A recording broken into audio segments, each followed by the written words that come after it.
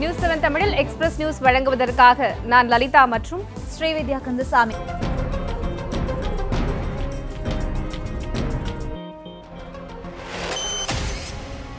நாடு முழுவதும் தனியார் சிபிஎஸ்இ பள்ளிகள் கட்டண விவரங்களை சமர்ப்பிக்குமாறு மத்திய இடைநிலை கல்வி வாரியம் அதிரடியாக உத்தரவிட்டுள்ளது.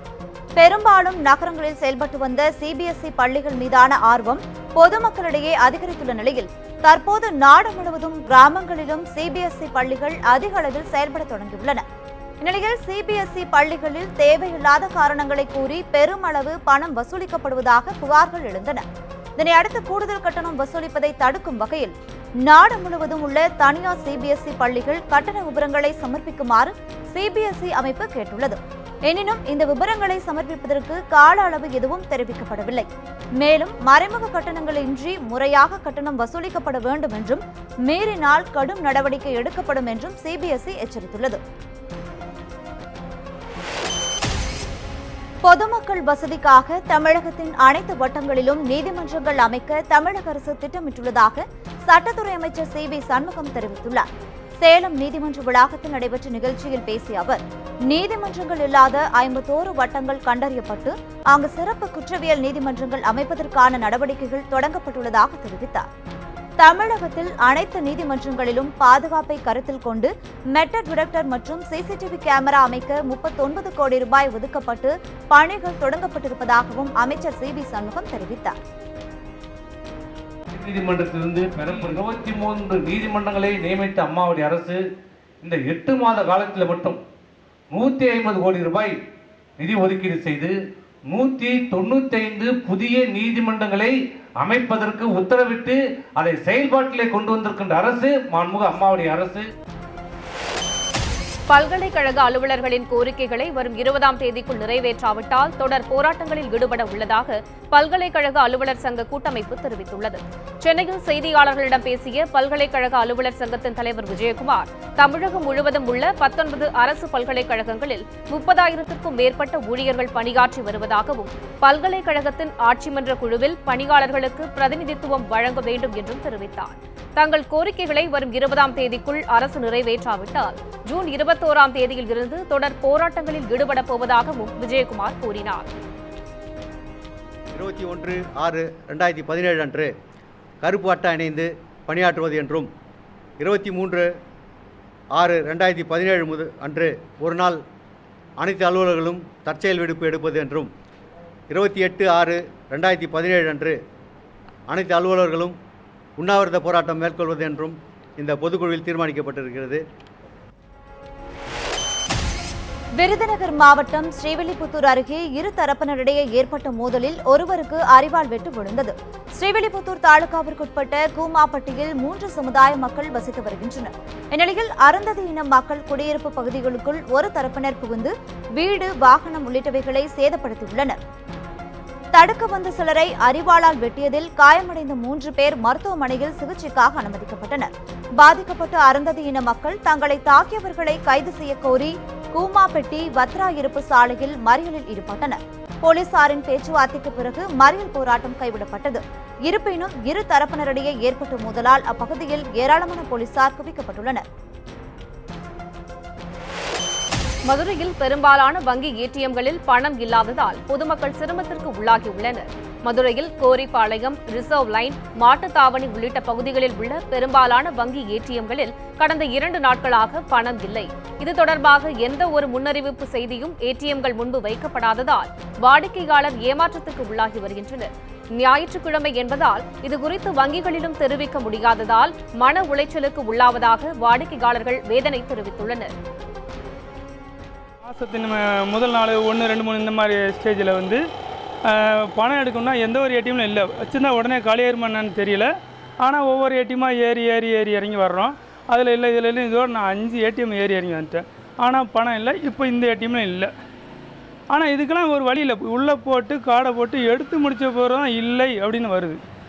அதுக்கு பிறகு பார்த்தீங்கன்னா டோரை திறக்கிறோம். அடுத்த எல்லாம் பார்த்த பிறகு அதில் என்ன 500 இல்லை 1000 இல்லைன்னு வருது. இதுக்கெல்லாம் இண்டிகேஷனாக ஏடிஎம்முக்கு மேலேயே ஒரு ரெட் லைட் சிக்னல் கொடுத்துட்டா உள்ள பணம் இல்லைன்னா நாங்கள் நேராக அப்படியே ஏடிஎம் கிராஸ் பண்ணி போயிடுவோம். தீ விபத்திற்குள்ளான சென்னை சில்க்ஸ் கட்டிடத்தை இடிக்கும் பணி 3வது நாளாக நடைபெற்று வருகிறது. இதுகுறித்து நமது செய்தியாளர் அன்சர் அளித்த தகவல்களை தற்போது பார்க்கலாம். சென்னை தியாகராய நகர் உஸ்மான் சாலையில் உள்ள சென்னை சில்க்ஸில் கடந்த 31ஆம் தேதி ஏற்பட்ட பயங்கர தீ விபத்து காரணமாக கட்டடத்தின் உறுதித்தன்மை முற்றிலுமாக பாதிக்கப்பட்டு கட்டடம் இடிப்பது என முடிவு செய்யப்பட்டது. அதன் அடிப்படையில் 3 தினங்களாக தற்பொழுது கட்டடம் இடிக்கும் பணி நடைபெற்று வருகிறது. ராட்சத ஜாக் கட்டர் இயந்திரம் மூலம் இடிக்கப்பட்டு வரக்கூடிய இந்த கட்டிடம் இன்னும் 1 வாரங்களுக்கு இடிக்கும் பணி நீடிக்கும் என தெரிகிறது. கட்டிடத்தை சுற்றி 100 மீட்டர் வரை பாதுகாப்பில்லாத பகுதி என அறிவிக்கப்பட்டு பொதுமக்கள் நடமாட்டத்திற்கும் வியாபாரங்கள் நடத்துவதற்கும் தடை விதிக்கப்பட்டிருந்த நிலையில் தற்பொழுது அந்த தொலைவு 50 மீட்டர் தூரமாக குறுக்கப்பட்டுள்ளது. இதனை அடுத்து வியாபாரிகள் மற்றும் வணிகர்கள் கட்டிடத்திலிருந்து 50 மீட்டர் தொலைவிற்கு அப்பால் தங்களது பணிகளை தொடரலாம் எனவும் காவல்துறையால் அறிவிக்கப்பட்டிருக்கிறது. வழக்கமாக ஞாயிற்றுக்கிழமைகளில் கூட்டம் அலைமோதும் தியாகராய நகர் இந்த தீ விபத்திற்கு பிறகு தற்பொழுது களை இழந்து காணப்படுகிறது. தற்பொழுது கட்டிடம் இடிக்கும் பணி தொடர்ந்து நடைபெற்று வந்தாலும் கூட தீ விபத்து ஏற்பட்ட போது ஒரு புறம் இருந்த அந்த முற்றிலுமாக சுவர் சரிந்து விழுந்த பகுதியில் மட்டும் தற்பொழுது இடிக்கும் பணி நடைபெற்று சுமார் 30 விழுக்காடு கட்டிடம் இடிக்கப்பட்டிருக்கிறது. மீதமுள்ள கட்டிடம் முற்றிலுமாக இடிப்பதற்கு 1 வாரத்திலிருந்து 10 தினங்கள் வரும் ஆகும் நிலையில் இந்த பகுதியில் வணிகம் செய்து வந்த நடைபாதை வியாபாரிகள் மற்றும் அந்த கட்டிடத்தை சுற்றி 50 மீட்டர் தொலைவிற்குள்ளாக வணிகம் செய்து வந்த அனைவரும் பாதிக்கப்பட்டிருக்கின்றனர். அவர்கள் தங்களது வாழ்வாதாரம் குறித்து ஏற்கனவே கேள்வி எழுப்பியிருந்த நிலையில் கட்டிடம் விரைவாக இடிக்கப்பட வேண்டும் என்றும் அவர்கள் கோரிக்கை விடுத்திருக்கிறார்கள். தற்பொழுது கட்டிடம் இடிக்கப்பட்ட பிறகு இந்த கட்டிடத்தில் உள்ள அந்த கழிவுகள் கட்டட கழிவுகள் அகற்றும் பணி நடைபெறும். இவையெல்லாம் முடிந்த பிறகு இந்த பகுதி வழக்கமாக இந்த பகுதியில் மீண்டும் சென்னை சில்க்ஸ் கட்டிடம் கட்டப்படும் என அதன் உரிமையாளர் தெரிவித்திருந்தார். தற்போது வரை உஸ்மான் சாலையில் உள்ள அந்த மேம்பாலத்தில் போக்குவரத்தும் அனுமதிக்கப்படவில்லை என்பது குறிப்பிடத்தக்கது. ஒளிப்பதிவாளர் சூரியதீபனுடன் அன்சர் அலி, நியூஸ் 7 தமிழ், சென்னை. தனி கட்சி தொடங்க உள்ளதை நடிகர் ரஜினிகாந்த் தம்மிடம் உறுதிப்படுத்தி உள்ளதாக காந்திய மக்கள் இயக்க தலைவர் தமிழருவி மணியன் கூறியுள்ளார். சட்டப்பேரவை தேர்தலில் வேட்பாளர்களை தேர்வு செய்ய கையா உள்ள வழிமுறை மற்றும் அரசியல் பயண திட்டங்கள் பற்றி ரஜினிகாந்த் தம்மிடம் விவரித்ததாக தமிழருவி மணியன் தெரிவித்துள்ளார். நியூஸ் 7 தமிழின் வியூகம் நிகழ்ச்சிக்கு சிறப்பு பேட்டியளித்த போது இதனை தெரிவித்த தமிழருவி மணியன் பாஜகவில் ரஜினி சேர மாட்டார் என்றும் உறுதியாக கூறினார். ரஜினியை பாஜக இயக்குகிறது அல்லது நாளையே அவர் மீண்டும் அந்த பாஜகவோடு தான் இணைவதற்கான வாய்ப்பு என்கிற போது அதை தமிழருவி மணியனால் தடுத்து நிறுத்த முடிஞ்சிருமா? நான் தெளிவாக கேட்டேன், ஐயா நீங்கள் பாஜகவில் சேரப்போவதாக மறைமுகமாக பாஜக உங்களை தங்கள் பக்கம் ஈர்ப்பதற்கான முயற்சிகள் நடந்து கொண்டிருப்பதாக செய்திகள் இருக்கின்றனவே, அது குறித்த விளக்கம் எனக்கு கிடைத்தால்தான் நான் உங்களை ஆதரிப்பது பற்றி பேச முடியும். இல்லை, நான் தனியாகத்தான் கட்சி தொடங்கப் போகிறேன், நான் தனியாக கட்சி நடத்துவேன், தனியாக இருப்பேன் என்று சொன்னதை வைத்துக்கொண்டு தான் என்னால் எதையும் சொல்ல முடியும். நாளையே அவர் ஒரு தனி கட்சியே தொடங்கி பாஜகவுக்கு ஆதரவு என்றால் அதை எதிர்க்கிற முதல் குரலாக தமிழருவி மணியனின் குரல். முந்தா நாள் ஒரு நேர்காணலில் கேட்டபொழுதே சொல்லிவிட்டேன், தமிழருவி மணியனுக்கென்று ஒரு தேர்ந்த தெளிந்த பார்வை உண்டு. மதச்சார்பின்மையையும் ஜனநாயகத்தையும் போற்றி பாதுகாப்பது தான் என்னை பொறுத்தவரையில். இங்கு இருக்கக்கூடிய ஒவ்வொருவனுக்கும் உள்ள உரிமைகள் பறிக்கப்படாது என்ற உணர்வோடு வாழ்வதற்கு பெயர்தான் நாகரிக சமுதாயத்தின் நல்லடையாளம். எனவே அந்த உரிமைகளுக்கு முற்றிலும் மாறாக நான் என்ன உணவு உண்ண வேண்டும் என்கிற அளவுக்கு வந்துவிட்ட இந்த பாரதிய ஜனதா கட்சியின் பக்கத்தில் அவர் போய் நின்றால் நான் அவரிடம் சென்று வருகிறேன் ஐயா என்று சொல்லிவிட்டு வந்து விடுவேன். தமிழருவி மணியன் பங்கு பெற்ற வியூகம் நிகழ்ச்சியின் முழு தொகுப்பு இன்றிரவு 7 மணிக்கு உங்கள் நியூஸ் 7 தமிழில் மீண்டும் ஒளிபரப்பாக உள்ளது. தொடர்ந்து மற்ற பிரசித்திகளை பார்க்கலாம். மதுரை மேலூர் அருகே 108 ஆம்புலன்ஸ் ஊழியர்கள் தங்க இடம் மறுக்கப்பட்டு வேறு இடங்களுக்கு ஊராட்சி நிர்வாகத்தினர் அனுப்பியதால் ஆம்புலன்ஸ் சேவையில் பாதிப்பு ஏற்பட்டுள்ளது. கொட்டாம்பட்டி பகுதியானது மதுரை, திண்டுக்கல், திருச்சி, சிவகங்கை மற்றும் புதுக்கோட்டை உள்ளிட்ட 5 மாவட்டங்களை இணைக்கும் மையப்பகுதி என்பதால் அப்பகுதிகளுக்கு கொட்டாம்பட்டியிலிருந்து 108 ஆம்புலன்ஸ் வாகன சேவை அளிக்கப்பட்டு வந்தது. இந்நிலையில் அங்குள்ள திருமண மண்டப அறையில் தங்க வைக்கப்பட்டிருந்த ஆம்புலன்ஸ் ஊழியர்களை கருத்து வேறுபாடு காரணமாக தும்பைப்பட்டியிலிருந்து செயல்பட கொட்டாம்பட்டி நகராட்சி நிர்வாகத்தினர் நிர்பந்தித்ததாக கூறப்படுகிறது.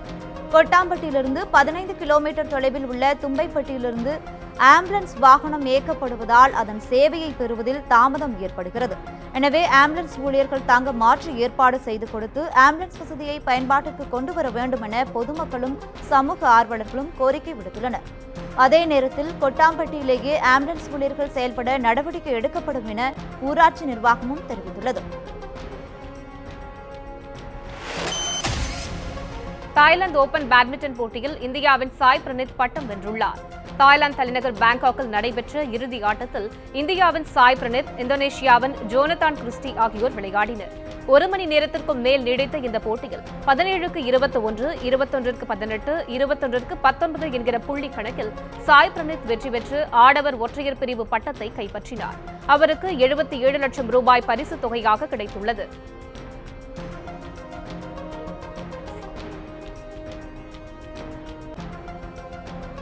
இத்துடன் எக்ஸ்பிரஸ் செய்தி தொகுப்பு நிறைவு பெற்றது. மேலும் பல செய்திகளுக்கு இணைந்திருங்கள் நியூஸ் 7 தமிழுடன்.